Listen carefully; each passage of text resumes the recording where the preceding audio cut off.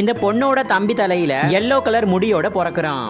இதை பார்த்து அவங்க கிராண்ட்மாவும் ரொம்பவே சந்தோஷப்பட்டு இவனுக்கு ஏதோ அதிர்ஷ்டம் இருக்கு, அதனாலதான் இவன் இப்படி பிறந்திருக்கான்னு சொல்றாங்க. பட் இந்த பையன் வளர வளர அவங்க பக்கத்து வீட்டுல இருக்கிற எல்லாருக்கும் பிரச்சனை தான் கொடுத்துக்கிட்டு இருக்கான். இந்த பொண்ணோட பேரண்ட்ஸும் இந்த பொண்ணுடைய ஹையர் எஜுகேஷனுக்கு நிறையவே பணம் செலவு பண்றதுனால நீ படிக்கவே வேணாம், உன்னுடைய படிப்பை டிஸ்கண்டினியூ பண்ணிட்டு வீட்டிலேயே இரு அப்படின்னு சொல்ல இந்த பொண்ணும் வேற வழி இல்லாம ஒத்துக்கிறாங்க. பட் அந்த பையன் அங்க இருக்கிற கயரை எடுத்துட்டு வந்து கழுத்துல கட்டிக்கிட்டு இப்ப மட்டும் அக்காவை படிக்க வைக்கலனா நான் போய் சேர்ந்துடுறேன், என்னுடைய மொத்த பணத்தையும் வச்சு நீங்களே படிக்க வைங்க அப்படின்னு சொல்லிடுறான். இவன் இப்படி பண்றதெல்லாம் பார்த்த பேரண்ட்ஸ் வேற வழியே இல்லாம இந்த அக்கா பொண்ணை படிக்க வைக்க சம்மதிக்கிறாங்க. அப்படியே இந்த பொண்ணு அந்த ஊர்ல இருக்கிற ரொம்ப பாப்புலரான ஹை ஸ்கூல்ல போய் படிக்க போறா. அவளை பார்த்த பசங்க எல்லாருமே தலைதறிக்க ஓடுறாங்க. ஏன்னா இவளுடைய பிரதர் ரொம்பவே கோவக்காரன், இவளுக்காக என்ன வேணாலும் பண்ணிடுவான். அப்படியே இன்னொரு நாள்னு பார்த்து ஒரு பையன் இந்த பொண்ணுக்கு வந்து ப்ரப்போஸும் பண்றான். பட் அந்த பொண்ணுமே நான் இதுக்கு மேலேயும் படிக்கணும், சோ என்னால இப்போ ப்ரப்போசலை அக்செப்ட் பண்ணிக்க முடியாதுன்னு சொல்லிட்டு அந்த தம்பி பையனும் இது எல்லாத்தையும் பார்த்துட்டு அந்த ப்ரப்போஸ் பையனை பிடிச்சி நல்லாவே அடிச்சிடுறான். இந்த தம்பி பையன் எவ்வளவுதான் வான் பண்ணாலும் அந்த ப்ரப்போஸ் பண்ண பையன் கொஞ்சம் கூட கேட்கவே இல்ல. அன்னைக்கு நைட்டே இவங்களுடைய வீட்டுக்கே வந்துடுறான். இதை பார்த்து இந்த அக்கா பொண்ணு ஓடி போய் ஒரு தொடப்பக்கட்டையை எடுத்துட்டு வந்து